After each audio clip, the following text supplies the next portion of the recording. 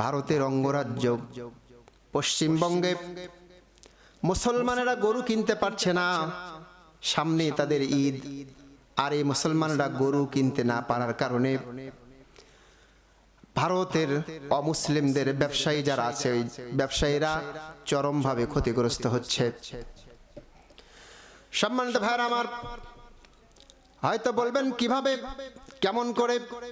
আপনারা ইতিমধ্যে অবগত হয়েছেন পশ্চিমবঙ্গের যিনি মুখ্যমন্ত্রী শুভেন্দু, ইনি সারা এলাকায় তার অঙ্গরাজ্য ঘোষণা করে দিয়েছে। মুসলমানেরা ঈদের কোনো আনন্দ করতে পারবে না, মুসলমানেরা ঈদের কোনো আনন্দ করতে পারবে না। সেই সঙ্গে এই যে ঈদুল আজহায় মুসলমানেরা গরু জবাই করে, কুরবানি করে আল্লাহর সন্তুষ্টির জন্য, এটাও তারা করতে পারবে না। যখন এই ঘোষণা পশ্চিমবঙ্গে শুভেন্দু যখন চালু করে দিল, ঘোষণা করে দিল, তখন মুসলমানরা ভয়ে ভয়ে আর তারা কুরবানি কিনতে পারছে না, গরু কিনতে পারছে না।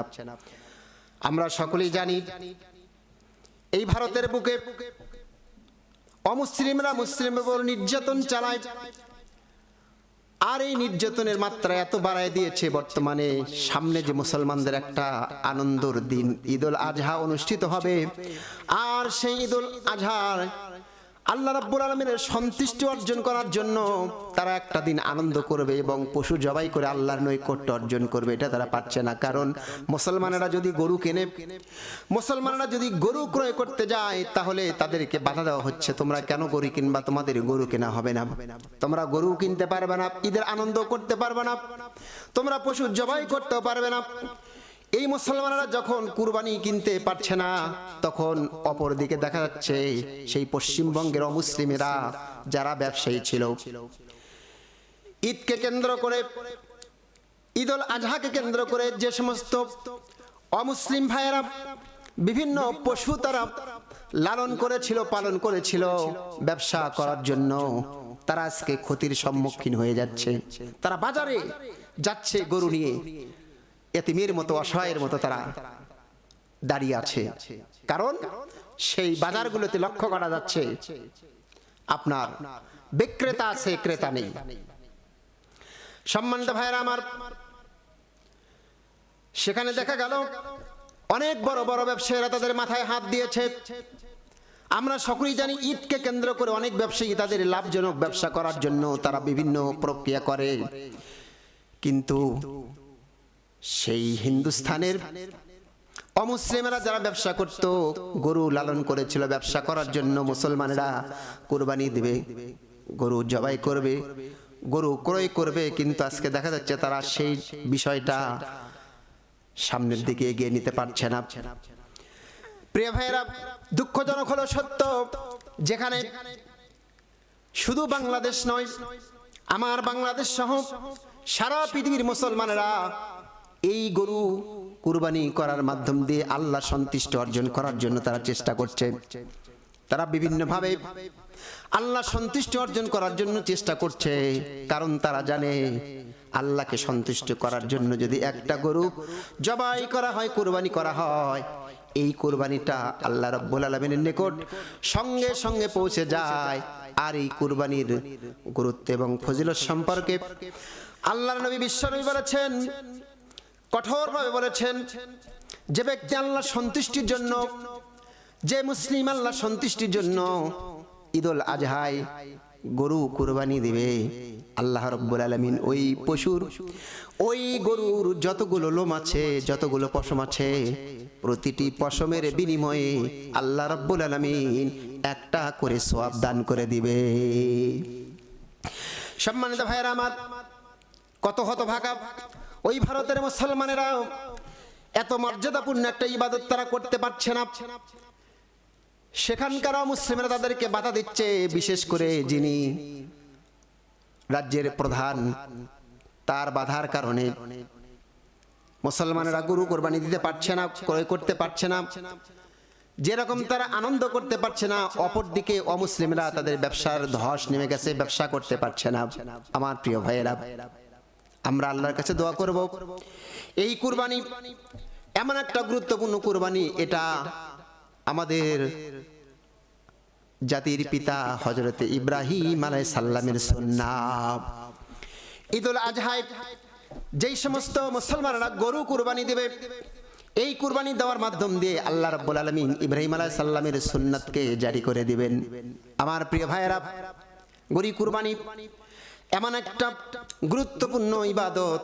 রাসূল সাল্লাল্লাহু আলাইহি সাল্লামের আরেকটি হাদিসের দিকে যদি লক্ষ্য করা যায়, আল্লাহ নবী বলেছেন, মান ওয়াজাদা সাআতান ওয়া লাম ইউজাহিব ফালা ইয়াকরুবান্না মুসাল্লানা। আল্লাহ নবী কয়, এই পৃথিবীর কোন মুসলমান, কোন ব্যক্তি যদি কুরবানি দেওয়ার সামর্থ্য রাখে, আর সেই ব্যক্তিটা সামর্থ্য রাখার পরেও যদি কুরবানি না দেয়, ওই লোকটা ঈদের নামাজ পড়া তো দূরের কথা, ঈদগাহের মাঠের কাছেও যেন না যায়। প্রিয় ভাইয়েরা আমার, দেখেন এত গুরুত্বপূর্ণ এই ঈদুল আজহার কুরবানি সম্পর্কে রাসূল বলেছেন, সামর্থ্যবান থাকার পরও যদি কুরবানি না দেয়, সেখানে যেন সেই ব্যক্তিরা যেন ঈদুল আজহায় নামাজের ঈদগাহের নিকটবর্তী না হয়। আমার ভাইয়েরা, একটা কথা আছে, স্বাদ আছে সাধ্য নাই, কিন্তু আজকে এই কথাটার বিপরীতে মুসলমানদের গায়ে এসে পড়েছে। সেই ভারতের মুসলিমরা, ওদের সাধ্য আছে, ওদের স্বাদ আছে, স্বাদ থাকার পরও তারা কুরবানি দিতে পারছে না। কেন? এই জন্য কুরবানি দিতে পারছে না কারণ তারা বাধার সম্মুখীন হয়েছে। আল্লাহ রাব্বুল আলামিন আমাদেরকে কত চমৎকার করে সুযোগ করে দিয়েছেন।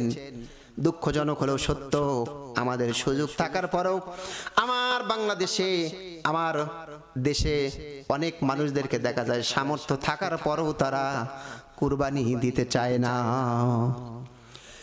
প্রিয় ভাইয়েরা আমার, আল্লাহর নবী, বিশ্ব নবী মুহাম্মদ রাসূলুল্লাহ সাল্লাল্লাহু আলাইহি সাল্লাম বলেছেন, দুনিয়ার মানুষ শোনো, এই যে তোমরা কুরবানিটা করতেছো, এই কুরবানি তোমরা একটা অর্থ খরচ করতেছো, আল্লাহর সন্তুষ্টির জন্য জবাই করতেছো। মনে রেখো, এই কুরবানির গোশত মাংস কিচ্ছু আল্লাহর কাছে পৌঁছে না। এটার একমাত্র কেবলমাত্র আল্লাহর সন্তুষ্টির জন্য, শুধুমাত্র তাকওয়া, কোন নিয়তে, কোন উদ্দেশ্যে তুমি কুরবানি করছো, এই কুরবানির উদ্দেশ্যই কেবল আল্লাহর কাছে চলে যায়। কারণ মুসলমানদের নিয়ত হলো, মুসলমানেরা জানে, মুসলমানেরা মানে।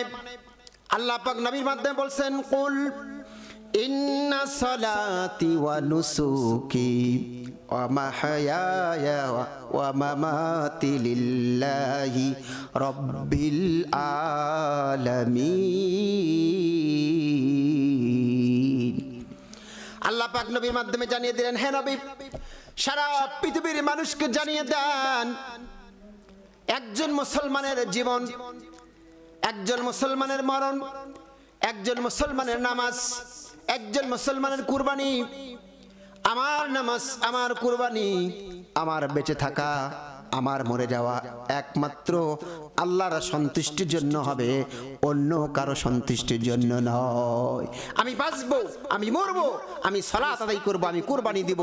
এই যে মুসলমানরা প্রতি বছর, এক বছর পর পর ঈদুল আজহায় যে কুরবানি দিচ্ছে, এই কুরবানির পিছনে এক নাম্বার উদ্দেশ্য থাকতে হবে আল্লাহর সন্তুষ্টি। আল্লাহর সন্তুষ্টি যদি আমাদের মাঝে থাকে, আল্লাহর সন্তুষ্টির কথা মাথায় রেখে যদি আমরা কুরবানি দেই, এই কুরবানিটা আল্লাহর দরবারে 100% কবুল হবে ইনশাআল্লাহ। এই জন্য প্রিয় ভাইয়েরা আমার, এই কুরবানিকে গুরুত্ব দিতে গিয়ে আল্লাহ পাক বলছেন, নবীকে লক্ষ্য করে বলছেন, নবী, ইন্না আ'তাইনাকাল কাউসার ফাসাল্লি লিরাব্বিকা ওয়ানহার। আমার প্রিয় ভাইয়েরা, কে না জানে আল্লাহ পাক কোরআনের মধ্যে কত চমৎকার করে জানিয়ে দিলেন। আল্লাহ পাক নবীকে বললেন, নবী হে, নিশ্চয় আমি আপনাকে কাউসার দান করেছি। এই কাউসার কেমন কাউসার? মানুষগুলো শুধুমাত্র পানির জন্য তৃষ্ণার্ত হয়ে যাবে, মানুষগুলো এক ফোঁটা পানির জন্য চিৎকার মারবে, আল্লাহ আমাকে হাউজে কাউসারে পানি দাও। আল্লাহ পাক রব্বুল আলামিন বলেছেন নবীর মাধ্যমে, ওই হাউজে কাউসারের পানি যদি পান করতে চাও, তাহলে পৃথিবীতে দুটা কাজ করো, এক নাম্বার নামাজ, আরেকটা হলো কুরবানি। ফাসাল্লি লিরাব্বিকা ওয়ানহার, সালাত আদায় করো এবং কুরবানি করো। সালাত এবং কুরবানি যদি আমরা সঠিকভাবে আদায় করতে পারি, আল্লাহ রাব্বুল আলামিন আমাদের পবিত্র কুরবানিটুকু কবুল করে নেবেন। আমরা দোয়া করছি সেই আপনার ভারতের অমুসলিম ভাইদের জন্য, তারা যে ব্যবসার জন্য তাদের পশুগুলো রেডি করেছে, ওরাও যেন এগুলো বিক্রি করতে পারে এবং মুসলমানদের একটা পবিত্র ঈদুল আজহার আনন্দ করার জন্য, পশু কুরবানি করার জন্য তারাও যেন ক্রয় করতে পারে। আল্লাহ পাক তৌফিক দান করুন, সকলকে বোঝার তৌফিক দান করুন।